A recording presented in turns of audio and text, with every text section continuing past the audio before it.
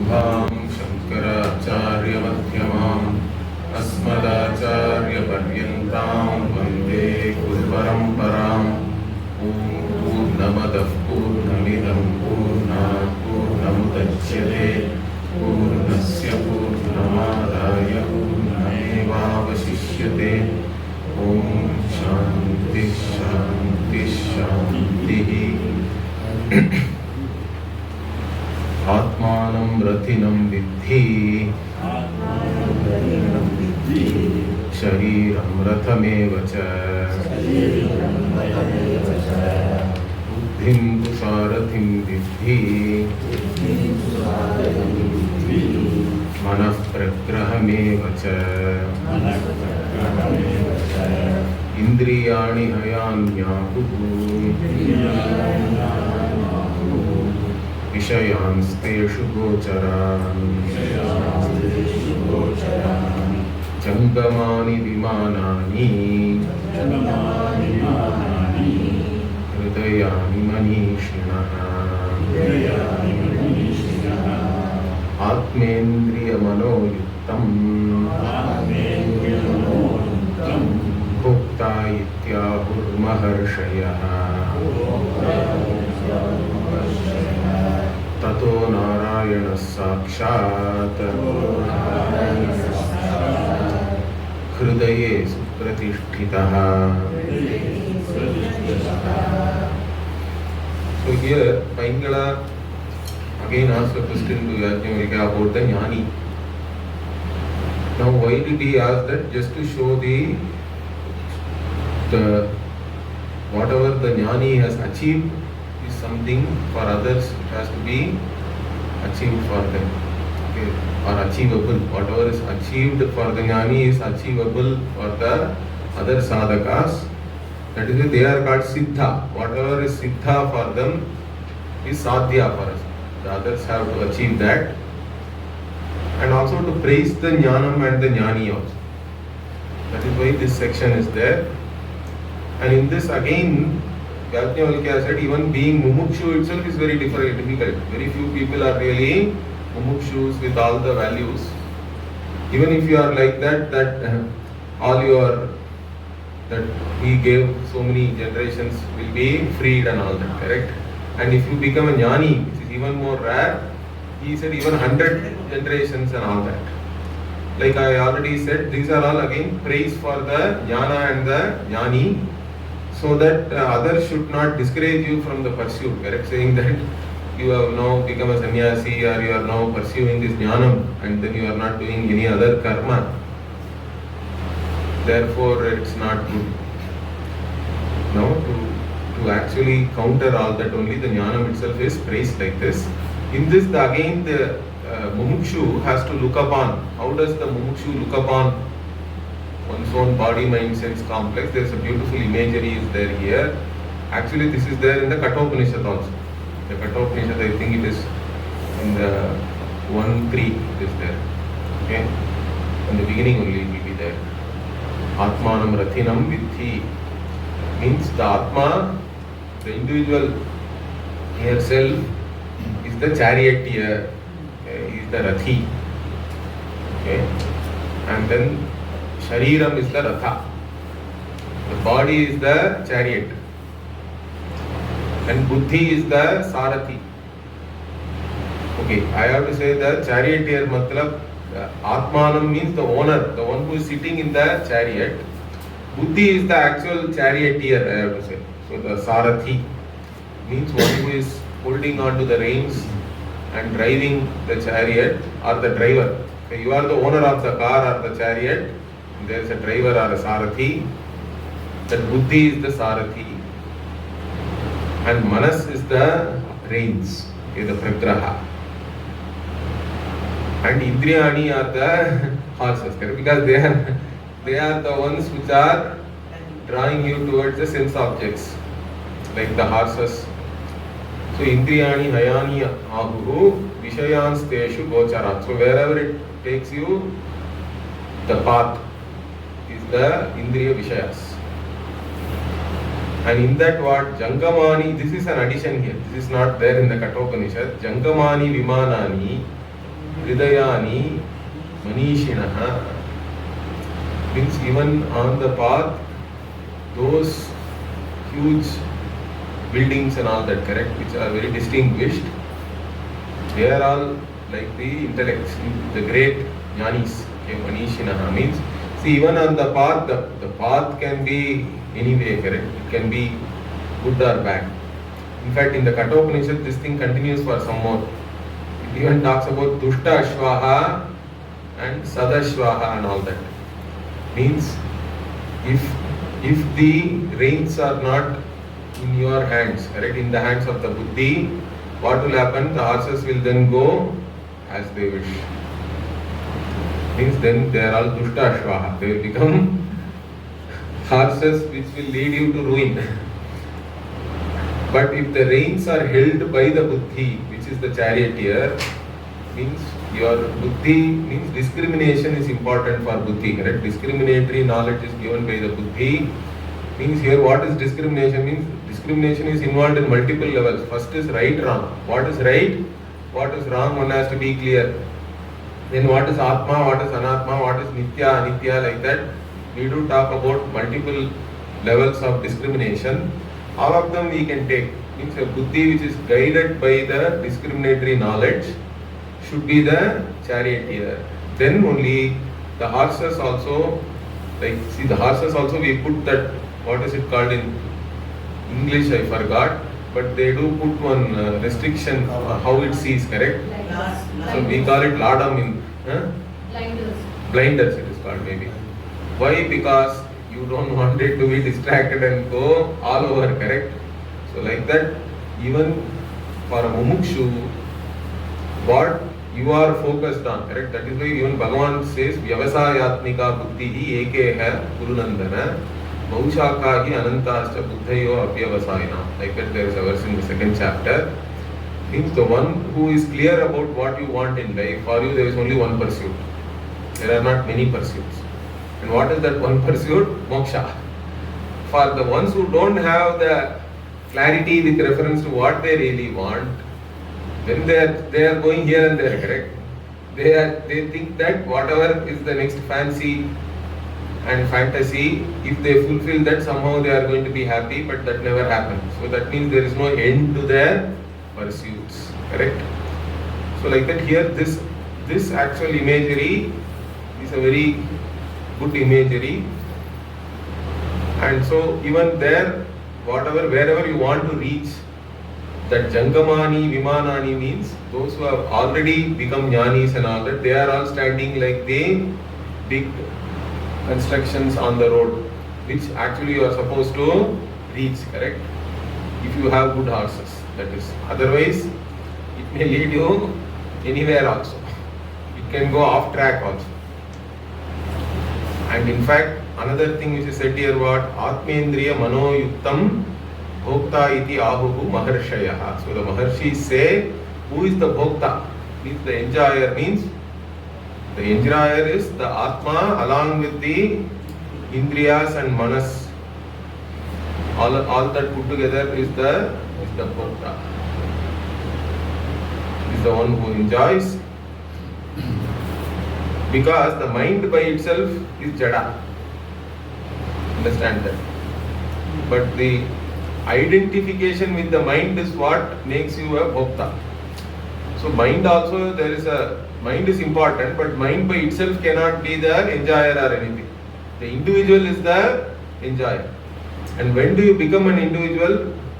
When you identify with the body, mind, sense complex, correct? So that is why along with that only you are the bhokta, because your identification with that is very important. But in reality, who is this Atma? That's what you are supposed to know, correct? Why even this imagery is given? Even in this imagery, important thing is what? You are the Rathi, correct? You are the Dehi, like that we say. That separation is always taught in Vedanta, correct? You have to separate yourself from all these horses, reins, chariot itself. These are all only external to you. They are all not you. That is coming out in the imagery, correct? If you understand that, then what? Tataha Narayanaha Sakshat Hridaye Supratishthitaha means that Atma is not separate from Narayana.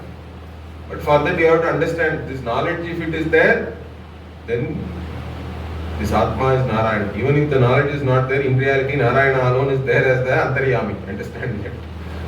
Narayana is the Antaryami, really speaking. But the ignorant people don't know that. That is the problem. So this is beautifully given here with this analogy. Then continuing, Prarabdha karma paryantam ahi nirmoka bad vyavaharati Chandravat charate dehi samuktascha niketanaha. So, like I said already, you know this jnanam, you are a jnani. The Paingala's question was about the jnani, correct? What is the jnani's karma, what is his sthiti and all that. Now again he is answering that. Means what? Even if you become jnani, see, some people have this crazy idea that once you get jnanam, that everything has to vanish. The body itself has to vanish and all that. No, that is not the Siddhanta. Although some people do talk like that, correct? Like they say that Abhay Dikshita entered Chidambaram and then he vanished into the... Or there is one more Vallalar or somebody also, they say that it happened like that. That may have happened also in exceptional case. We are not disputing that, but we are only saying that that is not the result of Jnanam always. Okay? Whatever happened in their particular case, we are not disputing it, or we don't want to comment on that. Okay? That may have happened and there may be other reasons for that. All we say is, if all jnanis vanish like that, there cannot be any Guru Shishya Parampara itself. Understand that? So Jnanam means, because this is actually raised as a objection even in the Brahma Sutra, it is there. So Bhashyakara there argues, just because somebody knows themselves as Brahman, that does not mean that they cannot function in the body. He says that explicitly. Jnani means, in Vyavahara only you can be a Jnani. Right? Brahman is not even a Jnani. Understand that? I already told you that both subject and object is Brahman. That means it is neither. Brahman is neither subject nor object in reality. And knowing yourself as Brahman means you are also the same. You are neither the subject nor the object nor knowledge, whatever the objective knowledge, whatever which happens. Correct? The Tripudi, you are all of the Tripudi, but in reality you are none of it. That is the same thing we always talk about. Correct? B is A is not B. Correct? That has to be always clear. Mithya is Satyam, but Satyam is not Mithya. That clarity you have to maintain throughout. So even once you have this knowledge, the Jnani has this clarity. If even in Vyavahara, Jnani doesn't take oneself as the body mind sense complex, thereby is not going to suffer from whatever may be the status of the body mind sense complex. But that doesn't mean that as soon as you know this, your body has to fall or you have to die or anything. Unless somebody who knows this knowledge is there, this knowledge cannot be even passed down, correct? So, the Jnani continues because of the Prarabdha. That is what is said here. Because the Prarabdha means it has already started. And even in the Bhashya itself, Adi Shankara is giving the analogy of Mukta issue. So he says this is an arrow which has already left the bow. Means it already has a momentum. Until the momentum is there, it has to continue. That's all is there. There is no more new force or anything which is getting added there. But even while the arrow is traveling, Jnani is the one who knows that even the Prarabdha also really does not, it is not for me. The Prarabdha and all is only for the body mind sense complex really. Understand? The Karya Karana Sandhata is that Karya of Avidya. And I have nothing to do with any of these things. With this firm knowledge, one can still take part in Vyavahara. That is the Jnani we are talking about. That Jnani's Anubhava, nobody can question. This actually Bhashyakara says in the Brahma Sutra Bhashya. You cannot come and question how can he know himself as Brahman and still he can teach or he can do whatever vyavahara, bodily vyavahara one is doing, means it is, you cannot question that. That is the jnani's anubhava, and in fact it is not against anything, even any of the shastras. So this prarabdha karma paryantam, till the time the prarabdha karma finishes off or exhausts, what ahinirmokavat vyavaharati means here, another analogy is given. This also Bhashyakara also gives. Is like this skin of the snake, correct? Or they call it what, slough or something in English. Okay. The snake has already, it has cast away the outer skin, correct? But if you look at it, sometimes it will look like the real snake itself is there. Although it is only that skin alone, outer skin alone is there. But it will look, that entire snake like that. If you have seen it in reality, we see it a lot in our place. Okay. So that castaway skin looks like a real snake, but really it is not a snake or anything, it is there. Or we even say that like the roasted seed and all that. The seed which is already roasted looks like a proper seed, but it cannot germinate anymore. These are all analogies given. So one analogy given is what? Ahi nirmokavat vyavaharati means he is like only that castaway skin of the snake, there is no real snake or anything. Or chandravat charate dehi, he is moving around like this, Chandra. Now Chandra also is given as an example to only show that we think that Chandra is bright and all that, correct? In fact, even the Lakshana for Chandra is Prakrishta Prakashaha Chandraha. If somebody asks, I don't know what is moon, you show me, means whichever is the brightest in the night sky. Of course, it should not be a new moon day. It also depends on which day it is. But you can, on a Paurnami which is coming now, you can say Prakrishta Prakashaha Chandraha, like that. But that Prakasha itself is not Chandra's really, correct? Chandra does not have any Prakasha. It is all dark really. So like that, this Jnani is going around, means Sa Muktascha Aniketaha, and also this Jnani is what? This Dehi, the one who has Deha. At least he appears to have a Deha, but he doesn't take himself as even a Dehi. Therefore what? He is free and he doesn't have any abode. Here you can even take it as the first abode is the body, correct? You have to think that you are only in this particular body, means then you have definitely an abode. The body has to have an abode also. But Jnani is Aniketaha, means he doesn't have any home or anything, means it can even mean that they are all Parivrajakaha, correct? They are moving around, like they don't stay more than 3 nights in one place like that. Some sannyasis are like that. They can also be called Aniketana. Or you can say that the first abode is the body. One who doesn't take oneself as this body itself, that person is really the Mukta Purusha. Okay, then what? So he is living like this, means one day that body has to fall away, correct? Even there, is there anything special? Means he is answering that. Tirthe Shvapacha Grihe Va. Shvapacha Grihe Va. Tanum Vihaya Yati Kaivalyam. Prananava Kirya Yati Kaivalyam. Tampashvadi Tampaschad Balim Kuryat Athava Khananam Charet Humsaf Prabrajanam Proktam Netaraya Kadachana. Okay, this Jnani can die in a Tirthasthana, like Tirthe, in some place like Haridwar, Prayag, okay, or whatever. South also we have so many Tirthasthalas, famous places. They may be there as mendicants and all that, and he can pass away there. Or he can be even living in a Swapacha Grihe, means in a Chandala's house, or those dog eaters, they said here. Swapachaha means, this word Swapacha comes in Gita also, correct? That Shunichaiva Shvapakecha Pandita Samadarshinaha, like that in the 5th chapter, Shvapacha they are considered to be lowly generally in the society, those who even eat dogs. But we cannot say that now Korea and China and all, they all eat dogs also. Whatever.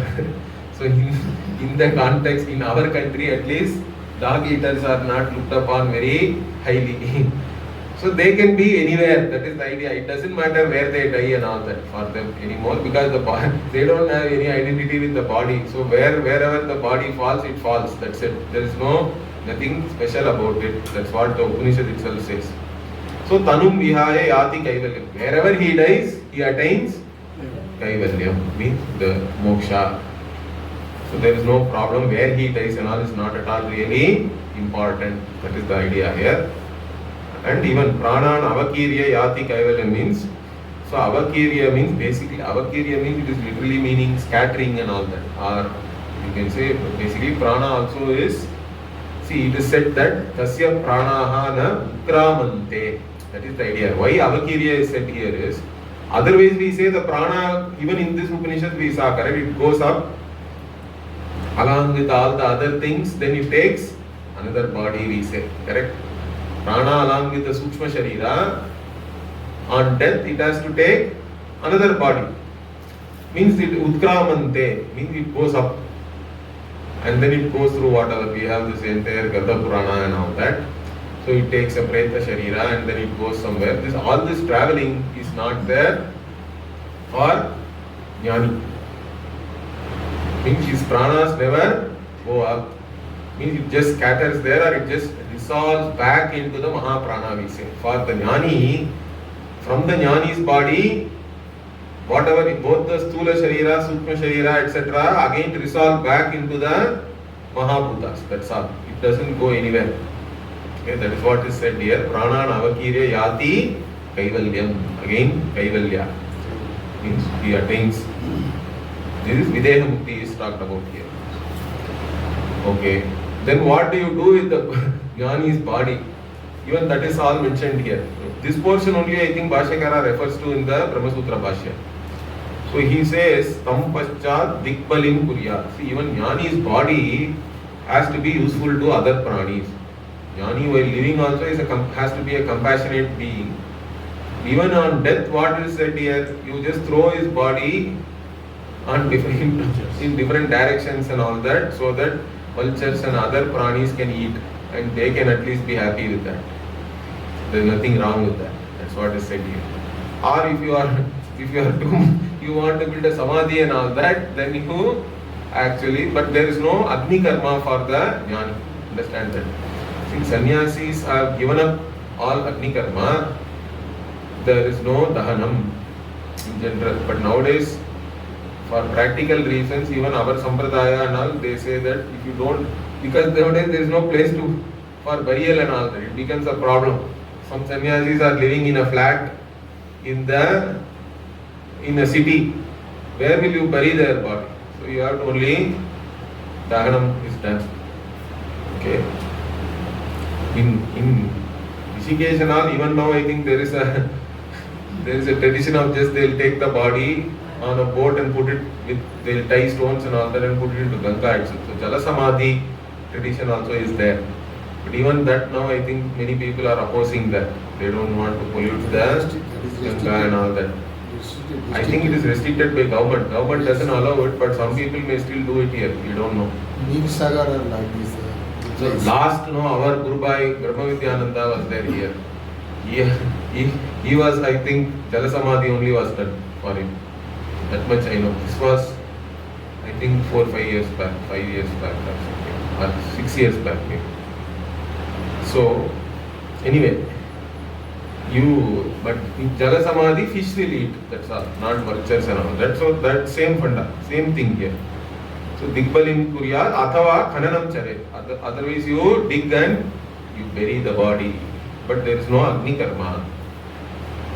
And this is for whom? This is only for those who are Parivrajaka or Pravrajana. Those who are Parivrajaka sannyasis or Paramahamsa sannyasis, we say in general. There are, even in sannyasis, there are different types are all there. Okay, Utichakaha, Bahudakaha, Hamsaha, Paramahamsaha, like that. For others and all, you have to do only dahanam. Okay, they are all still doing some karma also.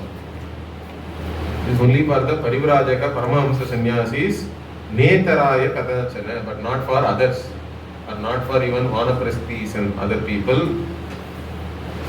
And then what? Okay, after he is dead, let us say the jnani's relatives are all there. Now what should they do? Should they do anything? Means even that is answered here. Na shaucham nagni karyam cha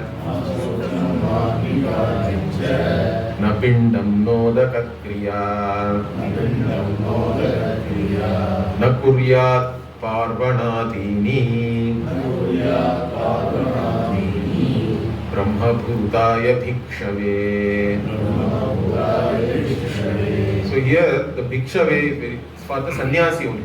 Okay, the sannyasi jnani who is brahma bhuta, he is a jnani. He has understood himself as brahman, correct? Brahmavid brahmaiva bhavati. So he is the brahma bhuta.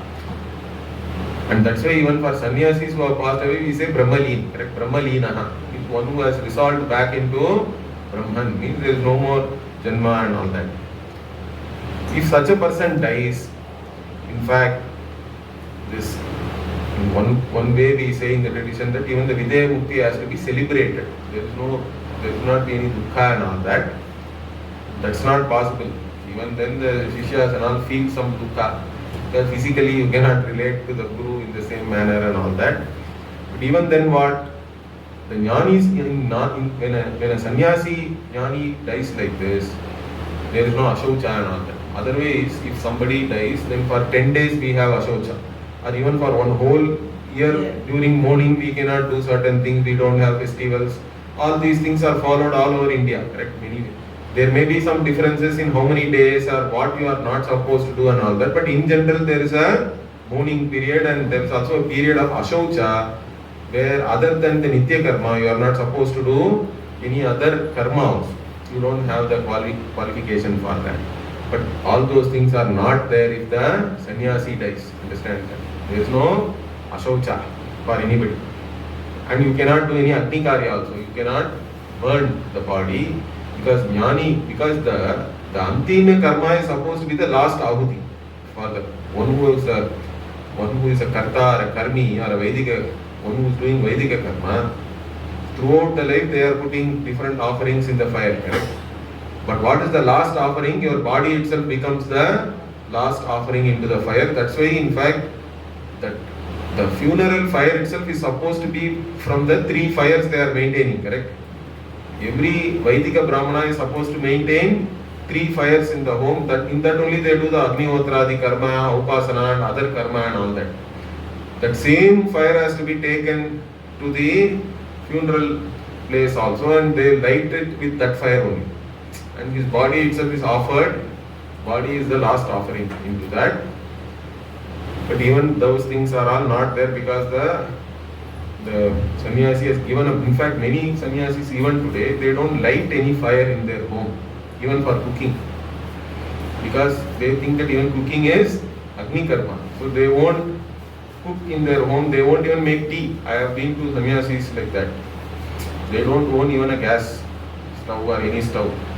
They will not light any fire. Or everything, somebody has to give them something or they'll go out and eat or whatever. There are people like that. So there is no Agni Karma, Agni Karya, and you don't have to give any Pinda and all that, correct? Otherwise we do all those Apara Karma, means we offer Pinda. I told you that you have to offer so that you nourish the Preta Sharira for 10 days and then you say Tata bye bye, you go away wherever you are supposed to go. All that is not there.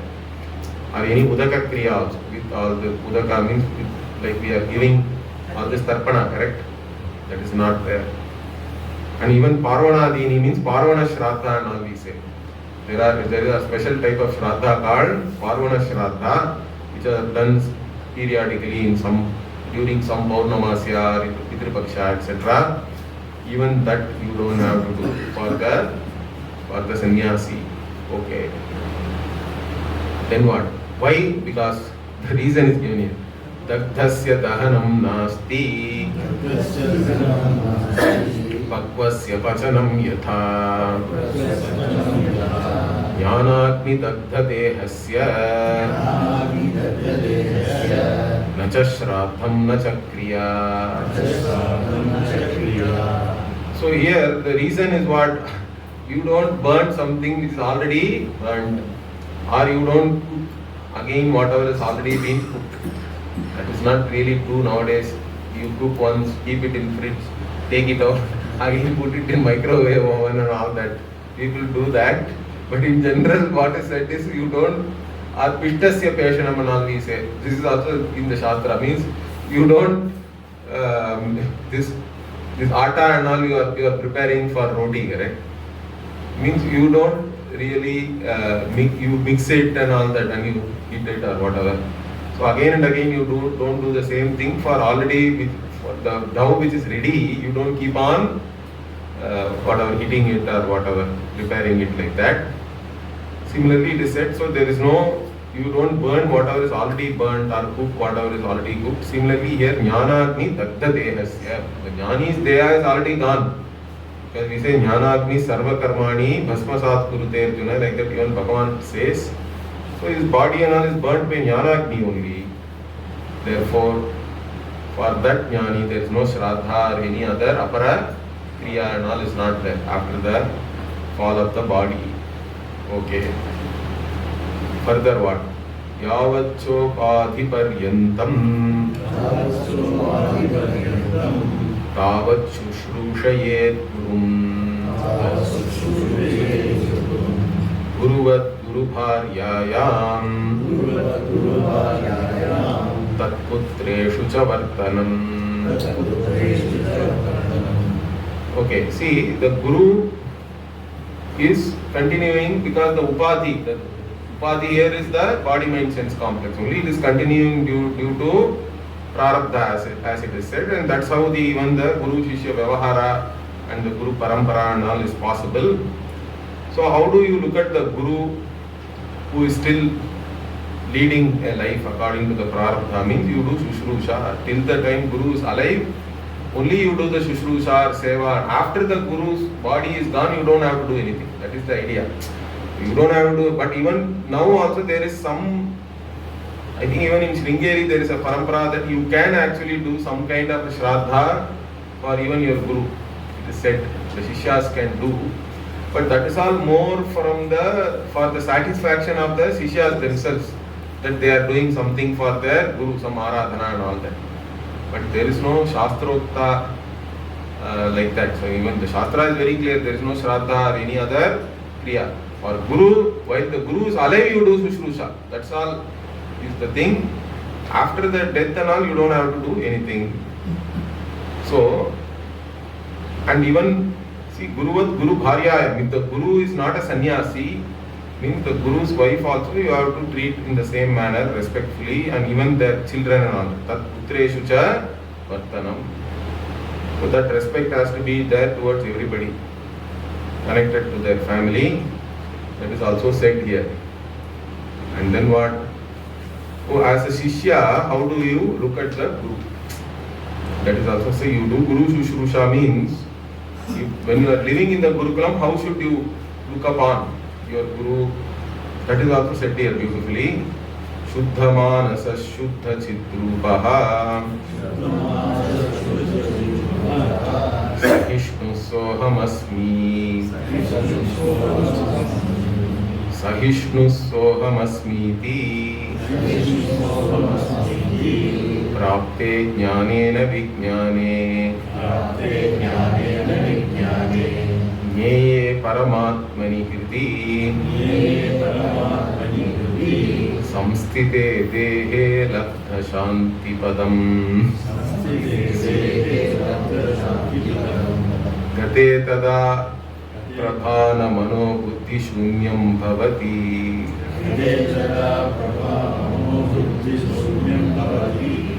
So, this doesn't really come under any chandas, I think. Although I was trying to chant it with some tune, it doesn't work out. Anyway, so you look upon Guru is Shuddha Manasa, means who has pure mind, means not given to Ragadvesha. That is the important thing. Shuddha Chidrupa, his Swarupa is Shuddha Chid, and who is Sahishnuhu means he has Tidiksha, means he can handle any situation. That doesn't mean then you start giving difficult situation. You are testing now your guru. Some people are like that. Even for Swamiji, they call, he cannot even sleep. I have seen that because I used to, one of the duties given to me during Gurukula Vasa was I had to sleep in Swamiji's kutia every night. Okay. So sometimes normally he sleeps late only. He sleep after 11 or 11:30 only. In morning also he gets up early. Even sometimes from US and all call will come. They will not allow him to sleep only. He will be talking in the phone 12, 1 and all that. And many times I am also sitting there. So sometimes I even tell Swami, why don't you cut off? You cut it off. It's like too late now, and they have to also appreciate that you need some rest and all that. Correct? Even that, because they are all in their own problems. Correct? Somebody who is in some problem and all that, they think that Swamiji can take anything. Also, that is another problem. He is Sahishnuhu. That is true actually. But anyway, so Sahishnuhu means this Titiksha is a very important, again, in the Samadhi Shatka Samputti, it is also very important and maybe very difficult also. Because for the Jnani, you cannot let the world affect you in any way. But that will not come automatically, correct? That is something to be cultivated. In fact, I think in Viveka Chudamani, Titiksha is defined very detailed manner. And but even if I tell that, you would say whether it is really possible or not, correct? So in Viveka Chudamani, it is said, how is it said? Just sometimes if I don't get the first word, it doesn't come. Sahanam sarva dukkhanam apratikara purvakam Chinta vilaparahitam sati diksha nigathyate. Like that there is a verse there. Correct? Sahanam sarva dukkhana. So whatever may be dukkha. Now in the jagat there will be dukkha. Correct? Because mastras parshastu kaunteya shitoshna sukha dukkhadaha. Like that Bhagavan also says. World means there is shita and ushna. There will be sukha and dukkha. Everything you have, and prarabdha also is like that. Both papa and punya are there. That's why you have even taken a human body. Means all these things will come. But then what is your attitude? You accept everything. Sarva dukkhanam. Sahanam means you are able to bear it. But even there, how do you bear it? Means are you clenching your teeth and bearing it, or mean no? He says apratikara purvakam. Without any resistance, you are able to accept things. You don't have any pratikara means what? You are having some opposition or whatever. You are opposing, or you don't think that why is this happening to me and all that. If you think like that, you will be in sorrow only. You should be able to accept whatever comes without any opposition in your mind towards that. Okay, this is what is my prarabdha. Whatever is happening, let it happen. I am not going to be affected by it in any manner, whatever may be. So whatever happens, so what? Like that even Swamiji used to say, correct? For a jnani, so normal person is what? But for a jnani, he used to say, even after what you can say, so what? So what is for everything you should be able to say, so what? That is the idea. So apratikara purvakam chinta vilapa rahitam means you don't worry about it, you don't complain about it. These are the two normal problems, correct, with people. If something is happening which you don't like, you are worried about it, or you are anxious about it. Even if it doesn't happen also, what if it happens itself is good enough, correct? Then it will derail your peace. So this chinta is a very bad thing. Chinta and chita and all they say, normally people say like that also. You remove one yan, it will become chita. Like that, it burns you really. So this worry and also vilapa means basically complaining about it all the time. So you don't complain. You don't worry or be anxious. You should be able to accept whatever comes. That is titiksha. Such a person has sahishnutvam, means he is able to take everything, whatever comes. Now this you are seeing all these things in the Guru means you also have to have all that, correct? So soham asmi sahishnuhu means now the shishya has to see this and then also say soham asmi, I am also like my Guru only, and I also am a sahishnuhu. Soham asmi iti prapte jnanena vijnane nyeye paramatmani hridi samsthite. So now you have all this sahishnutvam, correct? You have that, I also have that, like that, that bhavana you should have, and you should have that also. Once you have that, what? Then you are qualified, correct, for jnana. Then you have both jnana and vijnana. See, even in the Gita, jnanam, vijnanam, like that, two words are used. So jnanam, vijnanam means basically you have owned up your knowledge. So jnanam means you are knowing it clearly, but vijnanam means it is your own anubhava. You have owned up to that knowledge, it is your knowledge. And so once you have known like this with jnana and vijnana, that Paramatma is now in your Hridi Sthiti, means what? Paramatma alone is there in your Hridaya means Buddhi always. So the Paramatma is there in your Hridaya, means the individual is not separate from the Paramatma. The Aikyam, you have understood the Aikya, Paramatmini Hridi Samsthite. Dehe Labdha Shanti Padam Gate Tada Prabha Mano Buddhi Shunyam Bhavati. So, even while you are living in the Deha, you have attained the Labdha Shanti Padam, means you have attained, here Shanti is like moksha only. That means you have resolved, that nothing is going to affect you anymore, everything is resolved, everything is Shanta. So Labdha Shanti Padam is another word for moksha here. Even while living in the Deha, you have become a Jivan Mukta. That is the idea here. And Tada Prabha Mano Buddhi Shunyam Bhavati means what? So here, all this, generally you are identifying with your body, mind, sense complex, correct? That is what gives them reality. But now if you don't identify with all these things, then all these, your own body, mind, sense complex do not have any reality. They are even of the different order of reality here. Therefore, they are all as though they are not even there, correct? Shunyam Bhavati means what? They are all really only tucha. Because even in Mithya, what do we say? Whatever is Mithya is not there in all three periods of time. Even when it appears, it is not there really, correct? So, that is what we focus on. We should understand that they are not really there. That understanding is there for this person. So, this is the whatever, the Gurukula, the Antevasi living with the Guru, how that person also becomes a Jivan Mukta. That is shown here. Further what? Amritena triptasya payasa kim prayojanam. Evam swatmanam jnatva vedaih prayojanam kim bhavati. So, one who is satisfied with Amrita, for him what is the use of milk? There is no need of any milk or anything.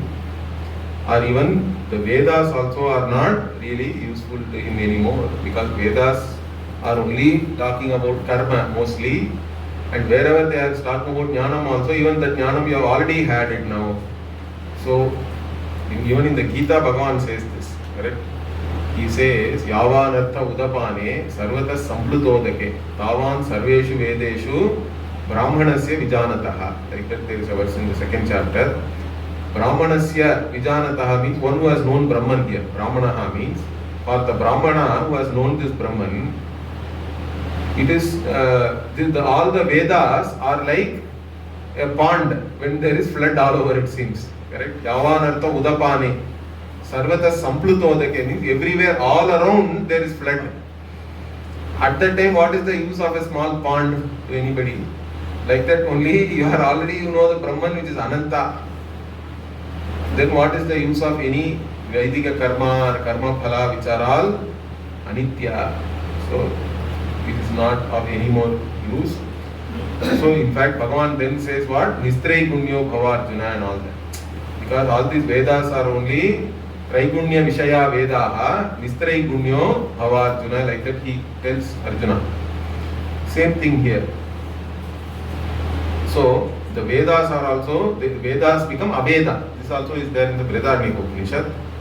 So evam swatmanam jnatva vedai prayojanam kim bhavati. What is the prayojana of the Vedas? What is the use of Vedas anymore? For a jnani, they are no more useful. So he doesn't have to do any karma. That is the idea. Why? Because there are Vaidikas who are very say that even after jnanam you have to do karma. That we don't accept. It is said explicitly in Upanishads like this. Then further what? Jnanamrita tripta yoginaha na kinchit kartavyam asti tad asti chen na sa tattvavid bhavati.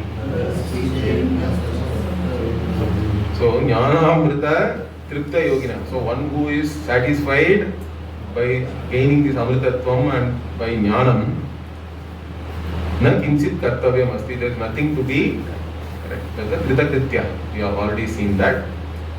But if somebody still thinks that I have to do something and all, that means that person is not a jnani, because he is still taking himself as a karta bhokta. That person cannot be a jnani. So this is again the theme is that jnani need not do any karma, whether it is Vaidika karma or Laukika karma. Okay. And then again the jnani is described here. Durasthopi na durasthaha pinda varjita pindasthopi pratyagatma sarvavyapi bhavati. So durasthopi na durasthaha means he may appear to be aloof. Durasthaha means literally one who is at a distance and all that. But you can say jnani is one who is aloof. Jnani generally doesn't care about anything, whatever happens is fine, but still they are compassionate. That's why they are called that ahaituka karuna sindho and all that we say normally. Or no, okay, even Puja Swamiji sometimes he used to say, I don't see really any problem in anything in the Srishti. Correct? Only for the samsari there is a problem. Once I think in Los Angeles or somewhere he went to a meeting. He didn't talk anything at all. He was not able to talk. Then later on he said that because I saw the crowd and I thought everything is perfect. I didn't have anything to say only. Okay, because in the Jnani's drishti there is no problem. That is why it is even more difficult to teach but there are people who think that there is a problem. So for that assumed problem we have to now give a solution. That is the case of jnani. So durasthopi na durastha, but they are aloof, but they are also compassionate. Pinda varjita pindasthopi, even though he is there in this pinda, but in reality the jnani's own drishti is that I am not bound by any body or anything. I am sarvajna, whatever. I am sarvatma. That is the sarvatma bhava is the important thing. But jnani is still functioning only in a particular body, correct? That is what is jnani means. It is again only with reference to a body mind sense complex, because Brahman is not even jnani. So he is in the particular pinda, even though from his own drishti or from the paramartha drishti he is not operating in the body. And he is in fact in reality what? Pratyagatma sarvavyapi bhavati. So my own inner self is the one which is pervading everything. Okay, further what? Hridayam nirmalam kritva chintayitva pyanayamayam ahameva param sarvam iti pashyet param sukham. Okay. So hridayam nirmalam kritva, again making the heart pure, means without any raga dvesha. Chintayitvapi anamayam, So you don't have any afflictions and all that, correct?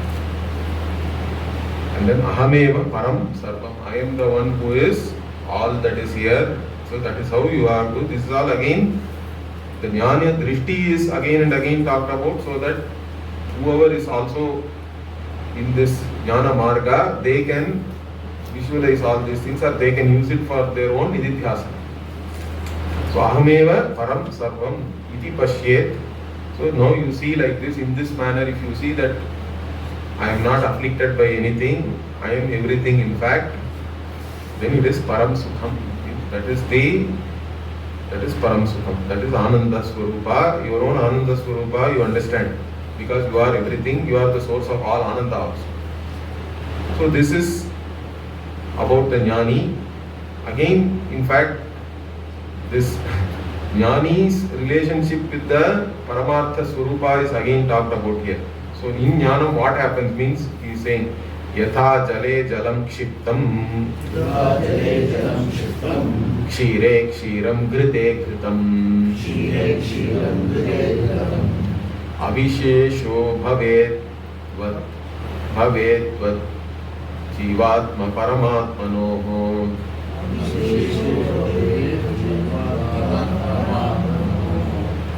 Okay, so here yatha jale jalam kshiptam means the water has gone into water means it is no more, you cannot separate it on all that. It is now mixed. Or even milk is mixed with milk means you cannot then separate out whatever milk went in. Or ghee into ghee. All these things they are saying. Grite gritam. It has all become avisheshaha bhavet means it is like the tadvat. Similarly what? So avisheshaha bhavet tadvat is what is there actually. We have to read it as avishesho bhavet tadvat jivatma paramatmanoho. So similarly, the jivatma and paramatma means the jnanam what happens, the jivatma merges with the paramatma and all we say. It is only again figurative, understand that. There is no real merging or anything. Jivatma is paramatma. That's what you understand. In that understanding, after that understanding, you cannot again get the jivatma out of the paramatma, or you don't again become a jiva. That is the point here we have to understand. It is not like the really there are two things and then once you mix it, that mixing part, they are separate and they are mixing and all is not real. But once it is mixed, you cannot get it back again, correct? That is the most important thing to understand. Here, once you are paramatma, you have understood that you cannot again become jivatma or anything. You cannot get the jiva back from the paramatma. So that is the important thing. Tadvat jivatma paramatmano. So this again shows that once you have attained moksha, you can never become samsari again. In fact, there are some questions also people ask. What once you become jnani, you get amnesia. What will happen? Or you get some accident. But one thing we have to understand is this jnanam is not even memory based. Memory and all that is only applicable for objective knowledge. Objective knowledge is limited. Okay? And an object, once you know, at that time you know. Then your attention goes somewhere else. If you are knowing some other object, then this object is no more known, correct? Then again you have to know this. Now is Atma Jnanam also like this? Means it is not like this. Understand that. Because in the case of Atma Jnanam, the Jnaya Vastu is yourself, which is never away from you. Once you have known it, that's all. It is then never away at all. And it is not even, that's why it is not even a function of memory or anything anymore. Once you are a jnani, you are a jnani. Afterwards, whatever happens to the body, mind, sense complex, it is really immaterial. Is that clear? So that also is important here. So once it is the jivatma and paramatma, or the jivatma has been understood to be paramatma, it is always paramatma alone. Whatever may happen to the body, mind, sense complex, it's immaterial. It doesn't matter. It's not a function of memory or anything like that. Because the Jnaya Vastu itself is Atma, which is all the time available. Okay. Then what? Tehe jnanena deepite buddhira khandakara rupa यदा भवति तदा विद्वान् ब्रह्मज्ञानाग्निना कर्मबन्धं निर्दहेत्. So, dehe jnanena deepite sati means when the deha has been burned again by the jnana. And also the buddhi is having the akhandakara vritti. That's what I said. If everything else is a khanda, is there means there is a division. I am the knower. This is an object. There itself there is a khanda, correct? So all cognition basically involves a vikalpa.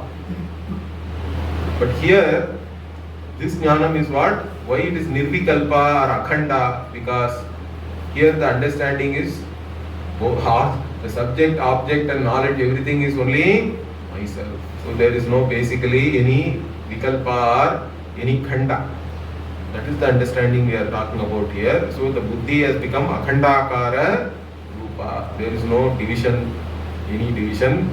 And when this happens, yada bhavati, tadan what? Tada vidwan brahmajnanagnina karma bandham nirdahe. So again it is said that brahmajnani does not have any karma. All karma is gone. Okay, jnanagnina sarva karmani basmasat kurute. So that is what is said here. Tataha, thereafter what? Tataha pavitram parameshwarakyam advaita rupam vimalambarabham yatodake toyam anupravishtam tatatma rupo nirupadhi samsthitaha.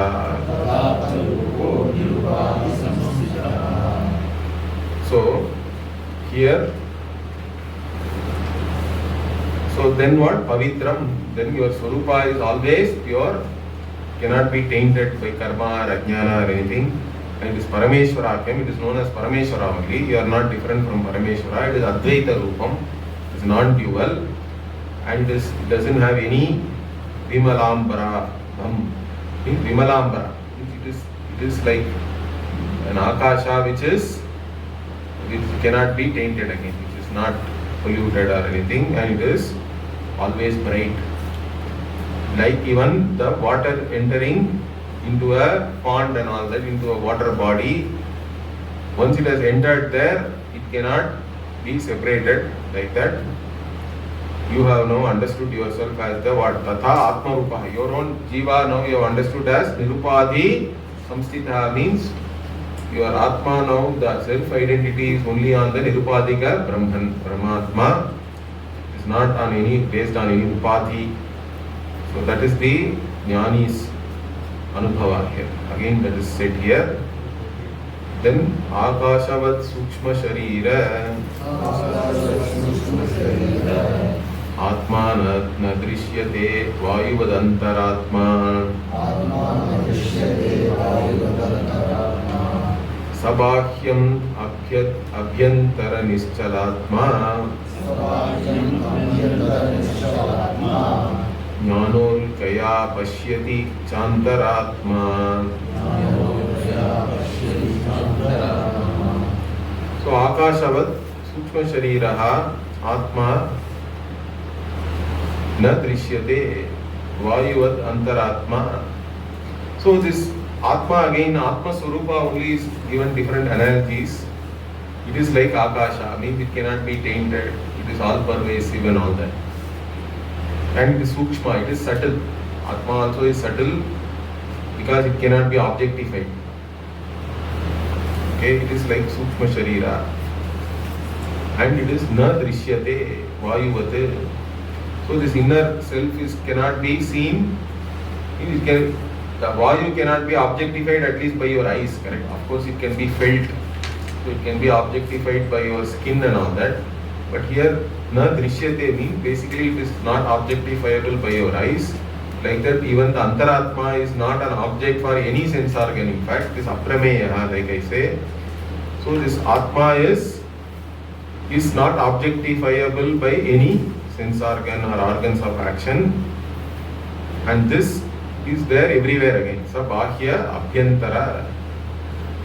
Again, if it is there everywhere, when you say it is there in and outs and all that, basically it says that it transcends space itself. So Atma is something which transcends space-time. That is why when we talk about all-pervasiveness with reference to Atma, one more important point, subtle point you have to understand. Normally when we say all-pervasive, there is a pervading thing which is pervading something else, correct? When I say the gas is pervading in this room means the gas is spreading all over in this room. So gas is the pervader and there is the room is the pervaded. But with reference to Atma, when we say all pervasive, you should not imagine like that. There is no pervader, pervaded divide also there. Is that clear? Atma is everything. That's what we are saying as all pervasive. But it can be better understood using our science itself. Atma is like your fundamental particle which resolves into the observer, correct? There, when we say the observer is the one who pervades the entire system, means the system itself is only one reality, correct? Because you reduce everything and understand that there is only really one thing. That is the pervasiveness we are talking about. It's not that you are pervading everywhere. If you start visualizing like that, then that is also ajnanam only. Understand that. Here you have to understand you are literally everything. We are talking about that way. It's not like you are going through into something or anything. That kind of a visualization also is wrong. Why I say sometimes these things can creep into your thinking unknowingly and then you will still be deluded only. It's not like that. So, coming back to here. So, here what is Bahya Abhyantara Nischalatma, means this Atma is everywhere, means it is everything also and it cannot move or anything because it is not even in space, correct? Where can it move then? Space itself is in Atma. So, this Atma cannot move anywhere, it cannot go anywhere. And Jnano Ulkaya Pashyati Antaratma, Pashyati Cha Antaratma. And this Antaratma, this inner self, is only seen by the Jnana Ulka. Since Ulka means is also in Sanskrita, generally we call it as fireworks and all that. Or some kind of a, this Ulka Danam and all we say. In fact, it is there in the Smriti. Even during Deepavali, why do we have these fireworks? That is there in the Smriti Shastra. It is said that during the Pitru Paksha, our Pitris have come to the here, Bhuloka, and they are going back and we have to show them the way by holding the Ulka. That is the significance of that during Deepavali and all that. For 3 days you have to light lamps and you also have to show all these fireworks. So fireworks is not something which is not there in our tradition. It is mentioned. It has a very long tradition and fireworks also has been there in our country for a very long time, thousands of years. Even if you go to know Kerala temples and all, they even have a Vidi Vadi and all that, correct? Those things are there. Anyway, I am just saying, now there is a tradition, there is a thinking that there will not be any fireworks. As though that 1 or 2 days is making all the difference. Huh? That's not in the Veda, right? It is there in the Smriti, it is there in the Purana. It's there in Mahabharata also, I think. I made a post about it few years back. I can go and dig it back. It may be even in Facebook, my post. So, this Ulka. Here basically it is, Ulka here is your own mind. Manasa eva anudrashtavyam we say, correct? The same thing, the mind which is brightened by the Shastra and Guru Upadesha, and then that jnana alone can show you this Atma. There is no other way to know this. And what? Yatra yatra mrito jnani yena vakena mrityuna yatha sarvagatam vyoma tatra tatra layam gataha.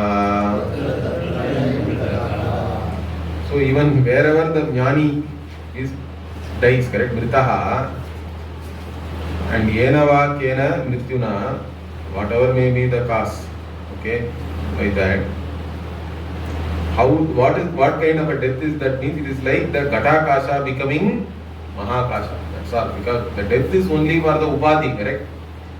You break the pot and now you say the pot space has merged with the general space, let us say. But space itself was never anyway, it cannot be even tainted or divided or anything in reality. The death is only for the upadhi, which is like the part being destroyed. So the jnani's death also is like the part being destroyed. But always the Ghatakasha was always the Mahakasha only. There is no difference in that. So that's why it is said Yatha Sarvagatam Vyoma Tatra Tatra Layam Gataha means this Akasha is Sarvagata already. It is there always, there is only one Akasha. But from the standpoint of an Upadhi like part, it looks like there is a part space which is limited. And then if the part is destroyed, that part space has now become Leenam, or it has resolved back into the space in general. So that is how the Jnani's death also. It is said explicitly next. Ghatakashamivatmanam nilayam veti tattvataha sagacchati niralambam jnanalokam samantataha. So Ghatakasham Iva Atmanam Nilayam Veti means Atma gets or attains or it resolves into this Paramatma, like even the Ghatakasha resolves into Mahakasha. Okay, that's how it happens. Tattvata means in reality it is like that. Means there is no real merging or anything. It's only the Upadhi is destroyed, that's all. And in fact, he attains Sagacchati Niralambam means Alamba means something which is dependent and all that, correct? Alambanam. Niralambana means one which does not depend on anything for its own existence. It is independent really, or we have to say self-existent reality is really Niralambam. And this Jnana Lokam. So it is self-existent and it is self-revealing or self-luminous. Alokam means that which is bright, correct? All around, that which is shining all around is Aloka. And this is Jnana Aloka, means this consciousness which is shining, which is self-luminous, and this all around also. Samantataha means it is always like this. Swarupa itself is self-existent and self-luminous, is its very nature, means it never changes. It is always all around, it is like that. That is the nature of oneself. Then what? Tapet Varsha Sahasrani Ekapadasthito Naraha Etasya Dhyana Yogasya Kalam Narhati Shodashim. So even if you do tapas for how many years it is said? Tapet Varsha Sahasrani. For 1,000 years you do tapas. How? Ekapadasthito Nara. You stand only on one leg. There are people like that in India, correct? There is Kadeshwari and all they say. They only stand all the time. They never sit. In fact, on the way to Omkareshwar and all, I have seen people like that, or even here and all. Or some people raise their hand and they never put it down back. Their kara, they put it up and it, in fact it withers away. The hand itself goes, but that kind of Gora tapas and all people do. Or they keep standing, they never sit down, and his leg is like, because all the blood goes down, correct? Leg becomes like that, elephantiasis leg, but still they stand like that. What they achieve, I don't know, but I have seen sadhus like that who take up extreme tapas like that even now. So, but even you do all that without any Atma Jnanam, if you do all that tapas also, it is not really worth it. It is not even what he says. Compared to this Dhyana Yoga here means the Jnana Yoga. The Dhyanam is basically after you gain the Jnanam, you are doing Dhyana of that. Correct? Etasya Dhyana Yogasya Kalam Narhati Shodashim. So whatever was discussed previously, now all this, it is not even equal to 1/16th of that he says. Okay, not. So whatever tapas you do, that tapas has to be Jnanamayan tapas. Because the tapas word comes in Taittiriya also, correct? Satapo tapyata, satapas tattva, idagum sarvam asrijata, and all that is there. So again and again he goes and does tapas. The Bhrigu Vaivārunihi Varunam Pitaram Upasasara. So Bhrigu, he went to Varuna, his own father. Adihi Bhagavo Brahmeti. So he asks, you teach me Brahman. And he says that Vijignasasva. That he tells you no by doing tapas. Then initially he means there it is tapas is vichar. The analysis itself, or even whatever the analysis you do, the vichara you do, that is called tapas. It is jnanamayan tapas, otherwise we say. That is fine. But here it is just talking about physical tapas, standing on one leg and all that. Even that is not equal to 1/16th of this, he says. Okay. Idam jnanam idam jneyam tat sarvam jnatum ichchati api varsa sahasrayuh shastrantam nadhigacchati. So the point here is, if you get into this objective world and objective knowledge, there is no end to it, correct? That is what is now being pointed. This is jnanam, this has to be known, this is knowledge, like that. All that is only objective knowledge. I said this objective knowledge. In fact, there is even a story in the Taittiriya Aranyaka. So Bharadwaja wants to study the entire Veda. Then he asked for a boon like that. Then one janma is over, he has not finished. Then he has to take another janma. Then also he could not finish everything. Then the third janma comes. Then finally Indra says, you don't bother about all these things. It is like, even he says, it is like whatever you have still now studied also is like only whatever you have in a, like a mud you have in your hands, but then the entire thing is like that mountain. Forget all that, I will teach you another Vidya. You do this, if you do this, and the phala is like you can, like you have gained the phala of studying all the Vedas and all that. So there is actually a story like that, even in the Taittiriya Aranyaka, between Bharadwaja and Indra. So this, with the objective knowledge, there is no end to knowledge. Not only that, you cannot even know anything completely, I said, because for everything, if there is a part, then you keep on reducing it into parts, correct? You see only names in names. Swamiji used to say, Namni, Namani, he would say. Because any one thing you take, phone, means again you say, okay, phone is not just phone, there is a cover, there is another cover, there is some part is there here, there is screen is there is some motherboard is there. So like that, you take one name, then it reduces into so many more names. Then another name you take from that, again it will also go on reducing, names into names only you will go. You cannot know anything completely. But the only thing completely you can know is this Atma. It is the only thing which can be completely taught because it is partless. It can be completely taught, and the only complete knowledge you can gain is Atma Jnanam alone. Even though it may take some time or one lifetime also, it is worth it. All other things you cannot know even in multiple lifetimes also, you can never gain completely the objective knowledge of the world. That's why he is saying, what Varsha Sahasra, even if you live for 1,000 years, okay, Shastrantam na adhigacchati, you cannot get to the end of any Shastra. Even traditionally, if you take, even within Vedanta, correct, there is so much is there, in one lifetime we cannot study. You take Brihadaranyaka Vartika, Sureshwara has written 12,000 verses. Okay, if I just to the Brihadaranyaka Bhashya only I am conducting class, already I have conducted some 215 classes or something. We are just now in the 4th chapter. There are 2 more chapters are there. I have not touched the Vartika. But Sureshwara has written a Vartika which has 12,000 verses are there. Or you take Anandagiri and all that, he has written, again he has written Tika for all the Bhashyas, like the Bhagavad Gita Bhashya, Upanishad Bhashya, Brahma Sutra Bhashya. So if you read everything, it is like a pyramid, correct? There are commentaries on commentaries. Again, some commentaries are in verse form, which is Vartika.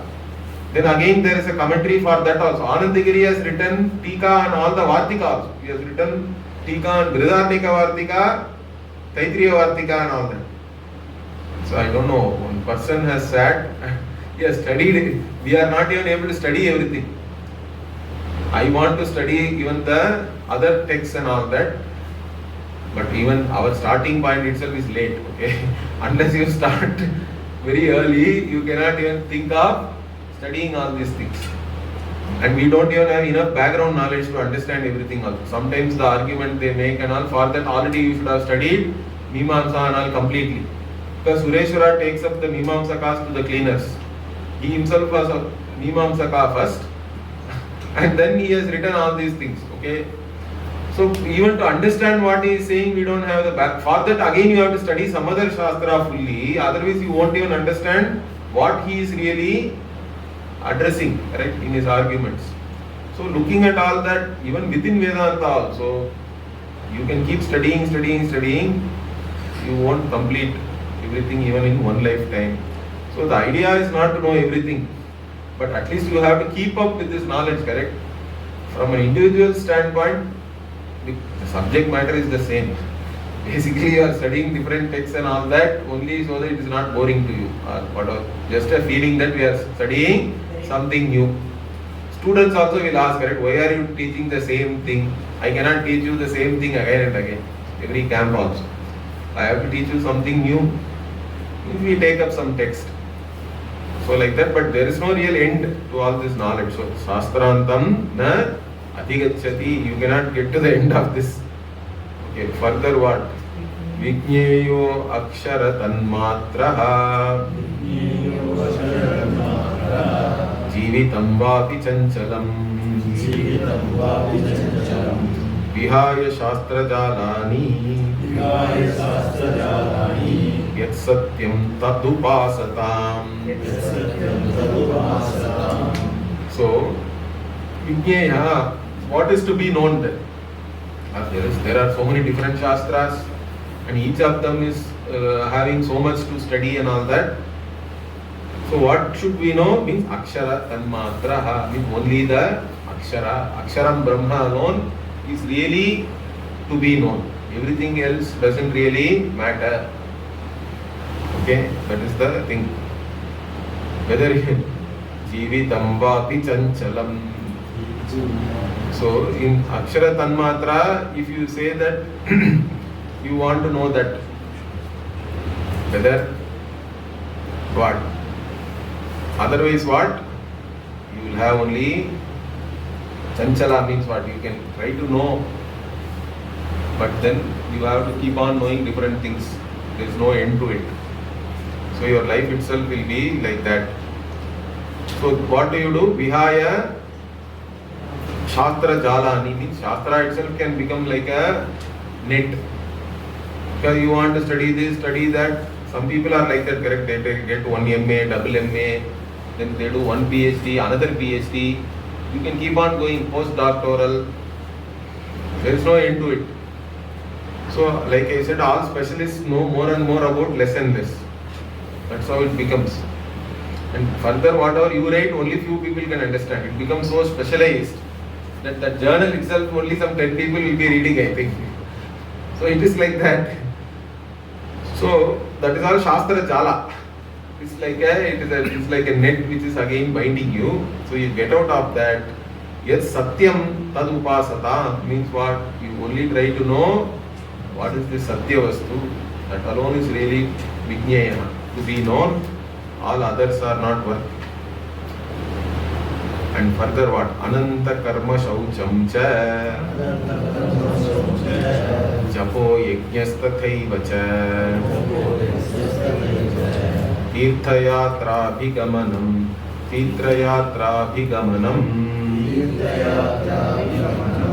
Yavat Tattvam na vindati. Okay, so all these things in the world, whatever worldly activities you do, that is all only till the time you know this Tattva, the truth, Atma Tattvam. So, Yavat Tattvam na vindati. If you don't know all these things, then you can do what all you can do. You can do endlessly Ananta Karma, Shaucham and all that. Okay. Okay, Shaucham means basically the purity rules are all there, correct? If you want to do karma, it has its own rules and what qualifications and all that. And you can do Japa, Yajna, different types of Yajna. Or you can go on Tirtha Yatra. It's all in our tradition. It's all endless because there are so many traditions, so many things you can do.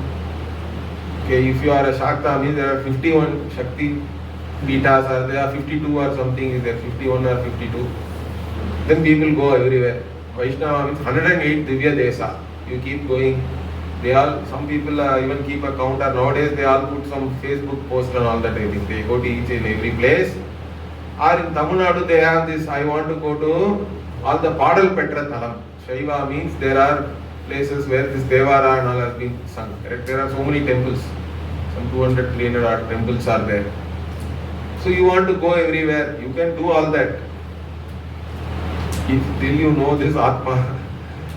Okay, or if you are interested in knowing, till you become a mumukshu only, all these things are meaningful. In fact, they have fructified in you becoming a mumukshu. Even after becoming a mumukshu, you say that no, I don't want to come to study Vedanta because I want to do some puja and all that. It doesn't make any sense. It is like saying I will not leave primary school and go to secondary school. You are already ready to go to secondary school. Now you say, no, I will only be studying in 5th standard. I don't want to leave this. It doesn't make any sense, correct? The whole thing, all that you have studied only has now fructified that you have got the moksha ichcha. That's how one has to take. So this is the priority. Once you have this is the priority. You don't have to go back into all that. That's what they are saying here. Okay, yavat tattvam na vindati. Then aham brahmeti niyatam. Moksha hetur mahatmanam. Dve pade bandha mokshaya. Namameti mameti cha. So then what? Once you are a mumukshu, aham brahmeti niyatam. Always contemplate that aham brahma. I am this Brahman. And that is the moksha hetu. Aham brahmasmi, the jnanam alone is the moksha hetu, not any karma. Okay, no karma can give you moksha. For all the Mahatmas, this is the moksha hetu.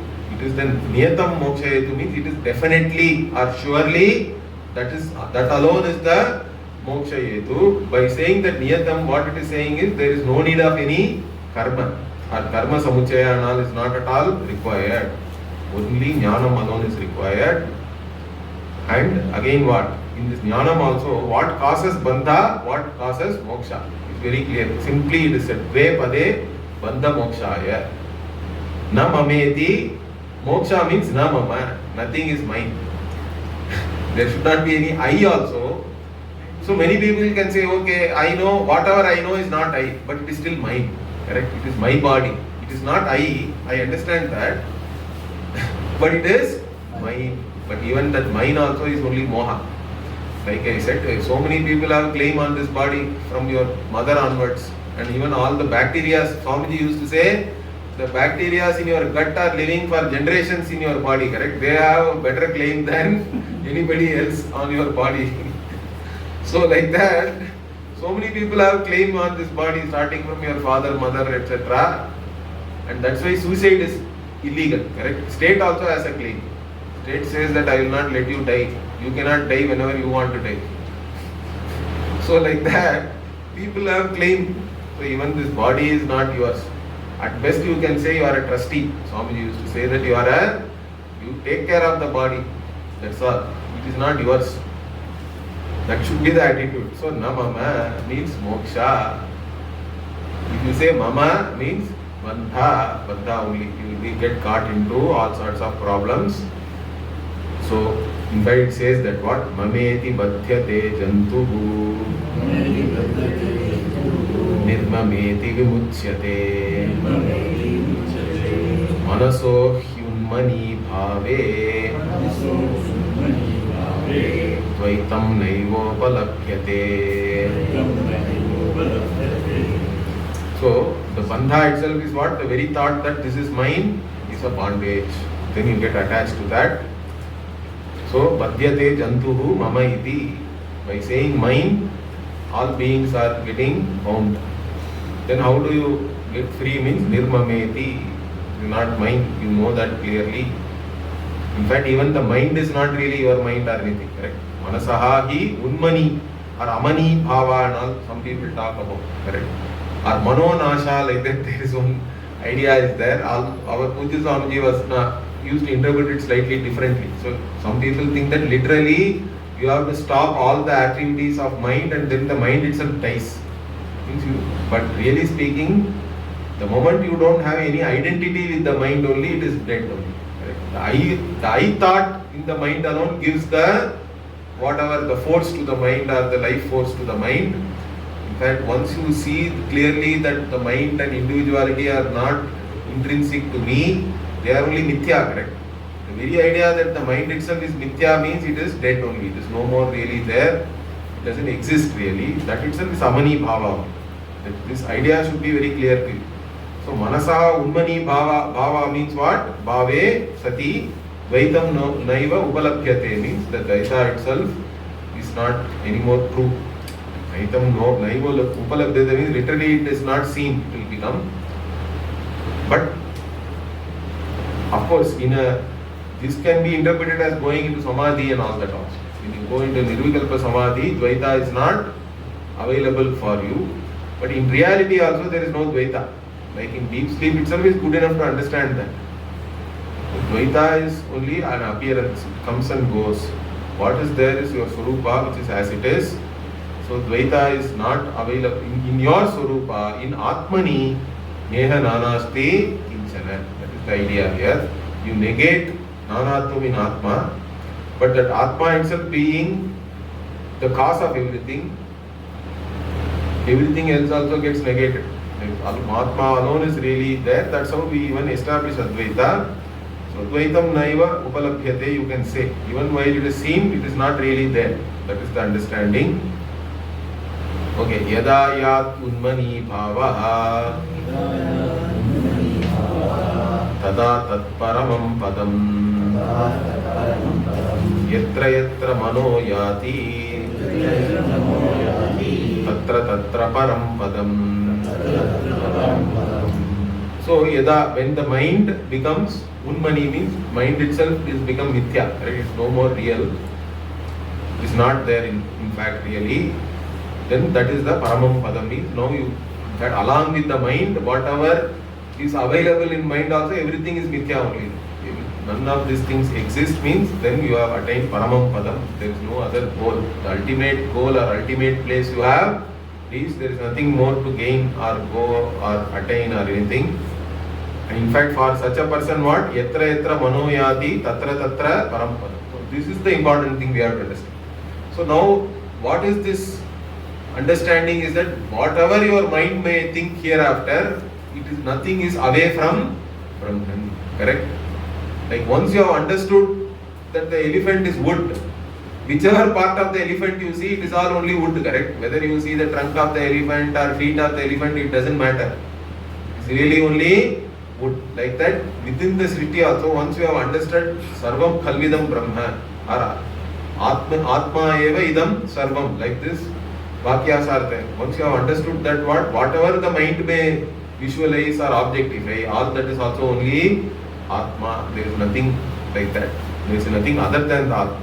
But Pujya Swamiji used to even say a story, like there was one jnani who was sleeping, it seems, in the temple, and he had his leg on the Shivalinga itself. He was sleeping in the Garbhagriha. Then somebody, that priest came and he was so upset, how can you keep your leg on this Shiva? And he said, okay, you take my leg and put it anywhere else also, I am okay. I don't care. So that priest took that fellow's leg and he put it somewhere, another linga came, it seems there. So wherever he put his leg, all those places, a linga kept sprouting. When that spirit understood, then he said that you know, put my feet wherever there is no Shivalinga, I am happy. Like that he said. So that is the idea here. Correct? Wherever your mind goes, everything is Brahman only.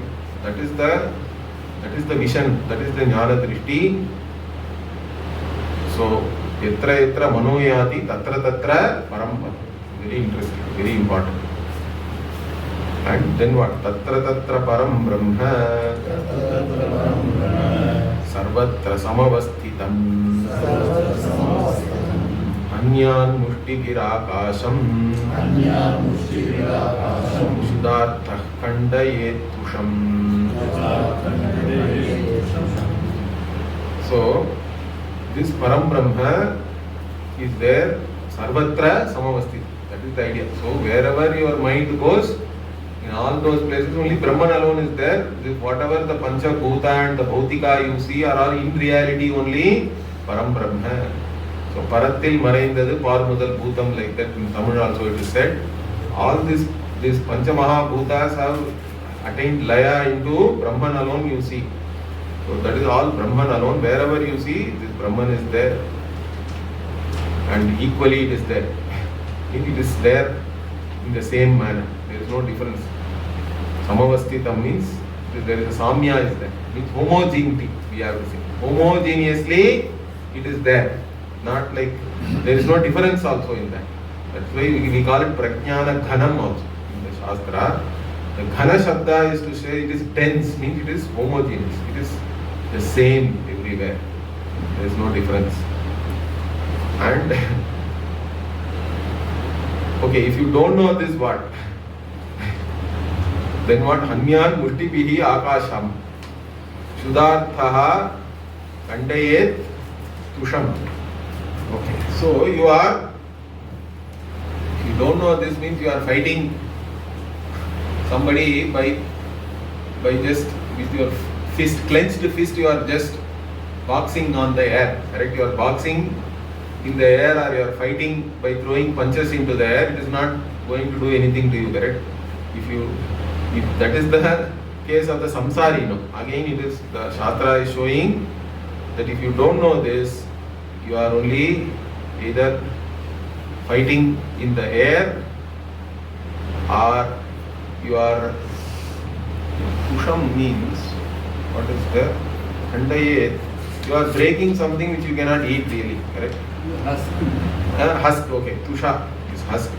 Otherwise, instead of eating rice, you are trying to eat the whatever, the covering, correct? That's not going to take care of your hunger. So like this, so Shastra you have to understand properly. Otherwise, this the life of the samsari is like this.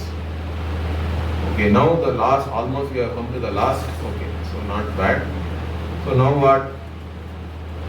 Now who is having all this problem? That is said, actually this previous half should go with the next half. It says, Naham Brahmeti Janati Naham Brahmeti Janati Tasya Muktirna Jayate. Tasya Muktirna Jayate. So only the one who doesn't know that Aham Brahmasmi, his condition is what was said before, correct? It is like he is fighting by throwing punches in the air or trying to eat the husk and all that. It's not going to satisfy or it's not going to give any solution. So the one who doesn't know this Brahman does not get any moksha. He is always a limited individual, suffering only. Yayetat Upanishadam Nityamadhite Saha Agniputaha Bhavati Saha Vayuputaha Bhavati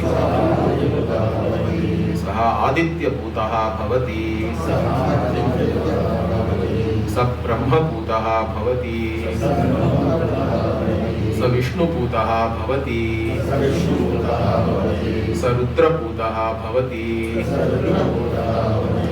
Sa Sarveshu Tirtheshu Snataha Bhavati Sa Sarveshu Vedeshu Adhitaha Bhavati Sa Sarva Veda Ratacharyasu Charitaha Bhavati Tena Itihasa Purananam Rudranam Shatasahasrani Japtani Phalani Bhavanti Pranavanam Ayutam Japtam Bhavati Dasha Purvananda Purvan Dashottaran Punati Sa Pankti Pavanaha Bhavati Sa Mahan Bhavati. So The one who studies this Upanishad. Now the Upanishad itself is giving a phala. What is the phala? Ya Upanishadam Nityam Adite. One who studies this Upanishad every day. You contemplate on this Upanishad. You study this means what? That means you are purified by Agni. Agni Putaha Bhavati. You are also purified by Vayu, Aditya, all these devatas. Means basically, otherwise generally people are only propitiating the devatas, correct? In the Nitya karma, whatever you do, Agnihotradi karma, Vaidika karma. But they can oppose saying that this fellow is not doing any Vaidika karma. But no problem. You study this Upanishad daily, it is equivalent to that you still get the blessings of all the devatas. So you are purified by Agni, Vayu, Aditya, Brahmadi also. Brahma, Vishnu, Rudra, Sarve, and also what? It is like you have gone to all the tirthas and taken snana. So don't say that I want to do tirtha yatra, so I won't study Vedanta.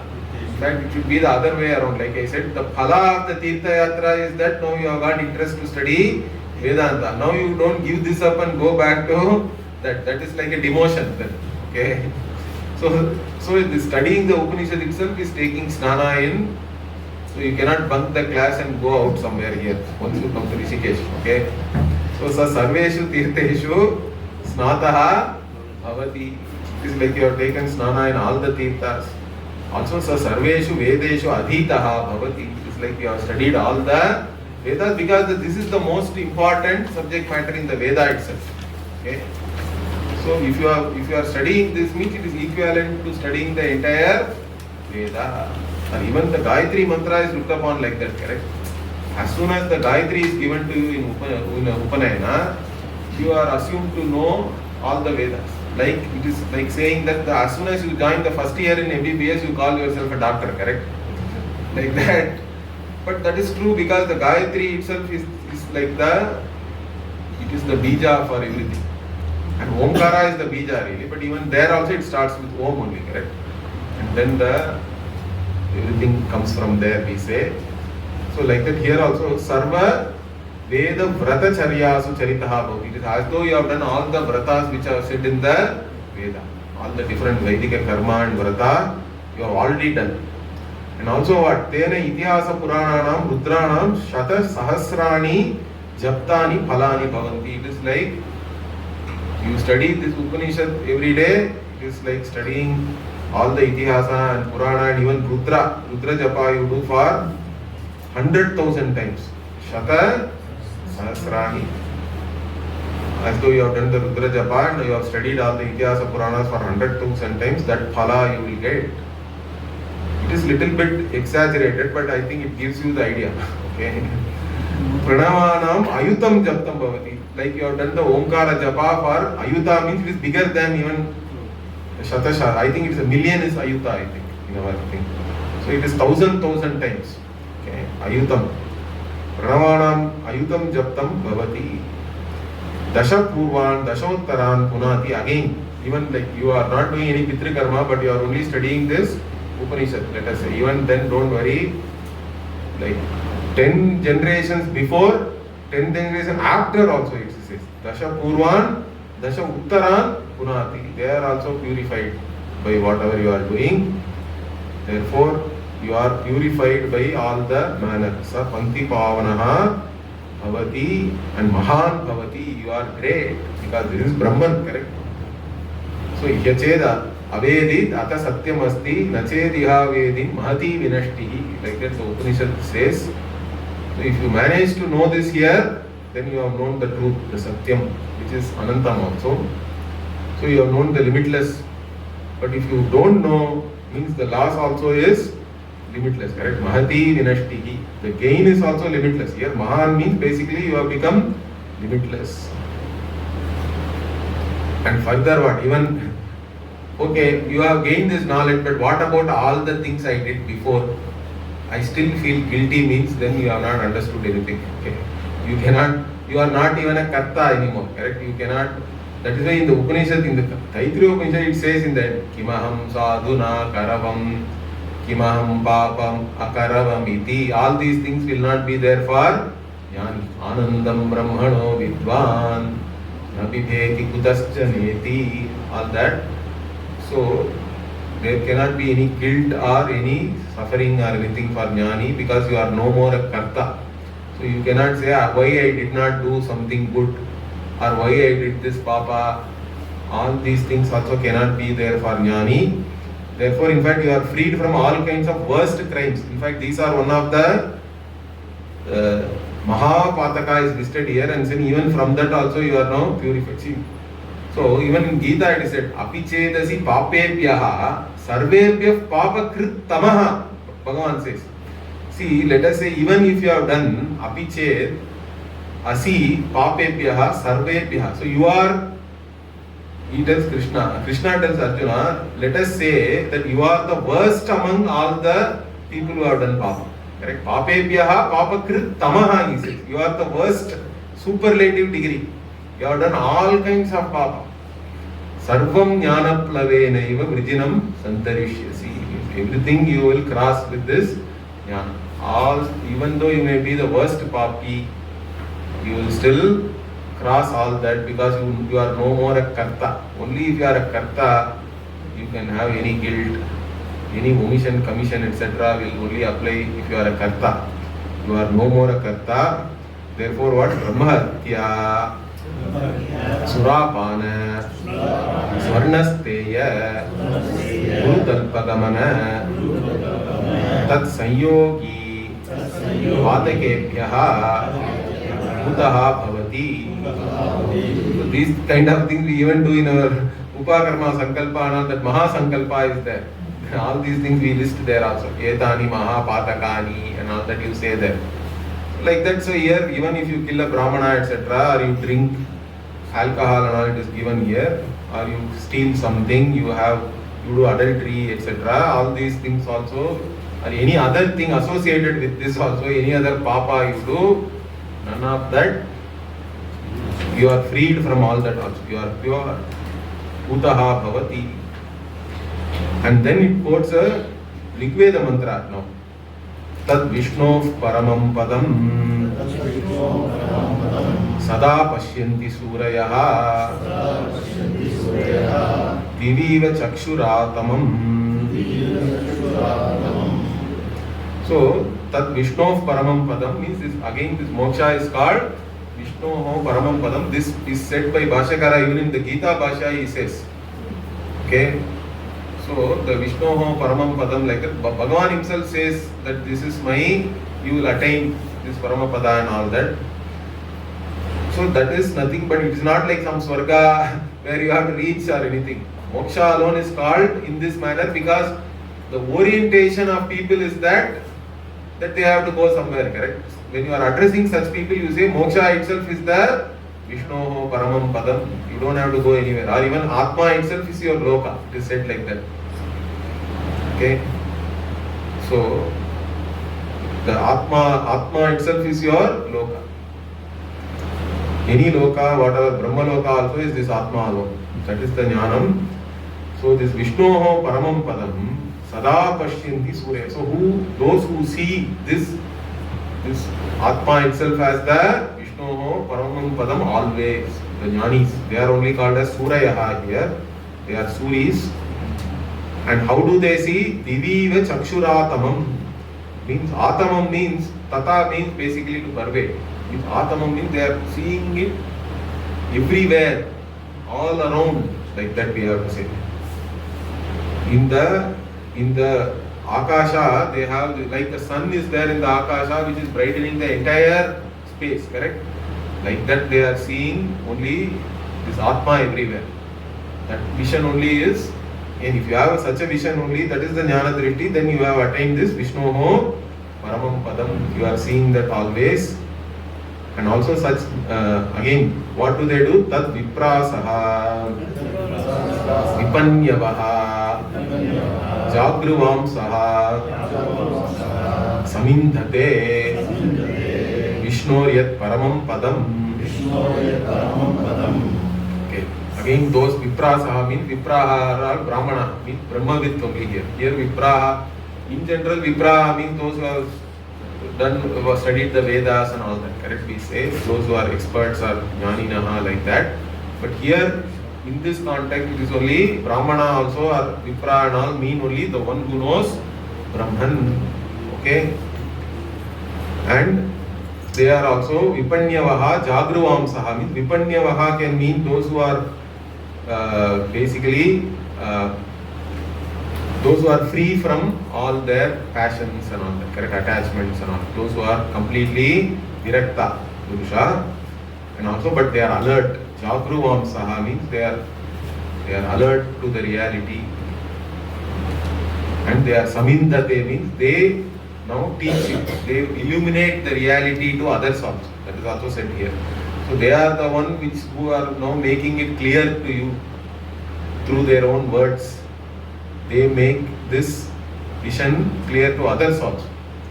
So they are jnanis and then they teach also. That is also coming here. Samindate Vishnoho yat paramam padam again. This Vishnu's paramam padam is being revealed to everybody all over by these people. They only illuminate it for you. Like this Upanishad is ending. Finally what? Om Satyam iti Upanishad. So finally Om Satyam.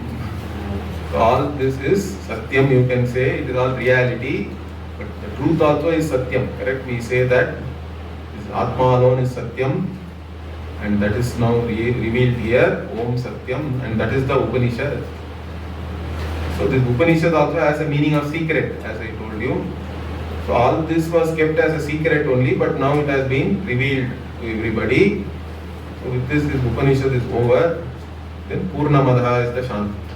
Om Purnamadah Purnamidam Purnat Purnamudachyate Purnasya Purnamadaya Purnamevavashishyate. Om Shanti Shanti Shanti. Hari Om Shri Gurubhyo Namaha.